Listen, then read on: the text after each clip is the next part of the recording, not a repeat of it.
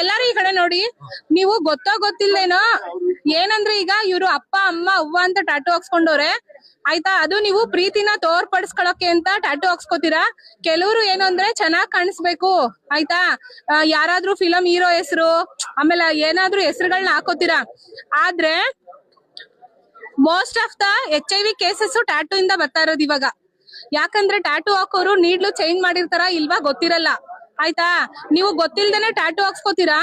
ಒಂದ್ ಅಧ್ಯಯನದ ಪ್ರಕಾರ ತುಂಬಾ ಕಾಲೇಜು ಮಕ್ಕಳಲ್ಲಿ HIV ಸ್ಪ್ರೆಡ್ ಆಗ್ತಿರೋದು ಟ್ಯಾಟೂ ಇಂದ. ದಯವಿಟ್ಟು ಯಾರು ಟ್ಯಾಟೂ ಮೊರೆ ಹೋಗ್ಬೇಡಿ ಆಯ್ತಾ.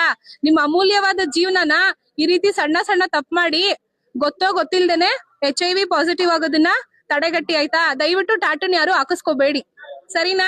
ಹೇಳ್ತಾರೆ ಕೆಲವರು ರೀಸನ್ ಹೇಳ್ತಾರೆ, ನಾನು ನೀಡ್ಲು ಚೇಂಜ್ ಮಾಡಿ ಹಾಕ್ಸ್ಕೊಂಡೆ, ಅಲ್ಲಿ ಚೆನ್ನಾಗಿರೋ ಕಡೆ ಹಾಕ್ಸ್ಕೊಂಡೆ, ಈ ತರ ಎಲ್ಲ ರೀಸನ್ಸ್ ಹೇಳ್ತಾರೆ.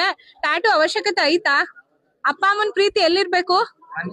ಹೃದಯದಲ್ಲಿರ್ಬೇಕು. ಅವ್ರನ್ನ ನಾವ್ ಕೊಡೋ ಗೌರವದಲ್ಲಿ ಇರ್ಬೇಕು. ಅದ್ಬಿಟ್ಟು ಟ್ಯಾಟೂ ಎಲ್ಲೆಲ್ಲ ಹಾಕ್ಸ್ಕೊಂಡು ತೋರ್ಸ್ಕೋಬಾರ್ದು ಆಯ್ತಾ.